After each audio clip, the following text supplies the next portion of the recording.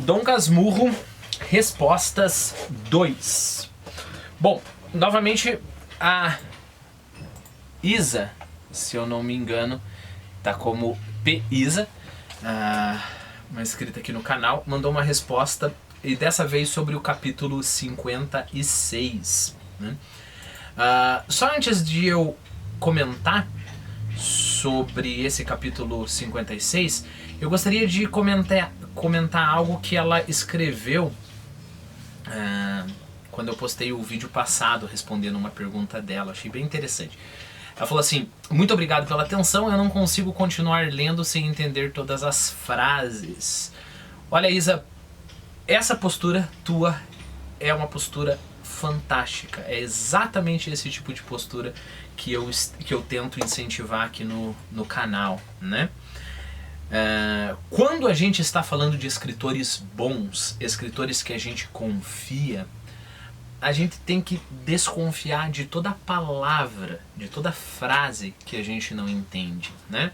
Se é um escritor ruim, aí o cara vai colocar um monte de palavras ali ou para ficar bonito, ou para impactar só, ou o cara nem sabe direito o que está usando, ou ele quer soar intelectual, né? Então, se é um escritor ruim, a gente mais ou menos ignora essas frases mais espinhosas, né? Se é um escritor bom, lembre-se sempre do seguinte. Vamos pegar o exemplo da Isa, né? Por que a gente tem que se preocupar com cada uma das frases? Um escritor bom, às vezes, teve um mundo de experiência, né? Que você teria que, pra gente, meros mortais, nós teríamos que tentar entender com páginas e páginas, né, de explicação. E esse escritor, ele consegue pegar tudo isso, compactar e colocar numa forma super elegante, super bonita, né? Ali, uma frase que seja. É claro que aquilo vai ser obscuro pra gente, se a gente não tem essa riqueza de experiência e de imaginação que o escritor teve, né? Então é quase como se fosse abrir uma caixa de tesouro, porque você olha aquela frase, uma frase qualquer que está jogada ali no meio, quando você abre tem ali tesouro que o cara gastou lá, às vezes anos meditando sobre a coisa, né? Eu sei disso porque eu tenho muito essa experiência com a Montanha Mágica, do Thomas Mann. Assim, em diversas etapas da leitura do livro, às vezes eu passava, essa frase que eu acho que eu mais ou menos entendi. E depois eu ficava com um peso na consciência, né? Como assim mais ou menos entendi? Eu voltava e gastava às vezes algumas horas com aquela passagem. E assim, era uma coisa assim de chorar, né? E de perceber o quão limitado que eu sou, né? Então, eu acho que essa postura é extremamente interessante, né? As perguntas são extremamente interessantes porque as perguntas ajudam a gente a esmiuçar coisas que, às vezes, quando eu estava lendo no canal, para mim ficou já implícito, porque eu já, né, essa é a décima primeira vez que eu leio Dom Casmurro, mas que eu não pensei em comentar, então acho muito, muito interessante essa atitude. Então vamos lá, eu estou pensando ali no capítulo 56, né? Um seminarista. Lembre-se que nós estamos... bom, eu vou ler desde o começo até a gente chegar na parte que me interessa. Tudo me ia repetindo o diabo do opúsculo, com as suas letras velhas e citações latinas. Vi sair daquelas folhas muitos perfis de seminaristas. Os irmãos Albuquerques, por exemplo, um dos quais é cônego na Bahia, enquanto o outro seguiu medicina e dizem haver descoberto um específico contra a febre amarela. Vi o Bastos, um magricela que está de vigário em meia ponte, se não morreu já. Luiz Borges, apesar de padre, fez-se político e acabou senador do Império.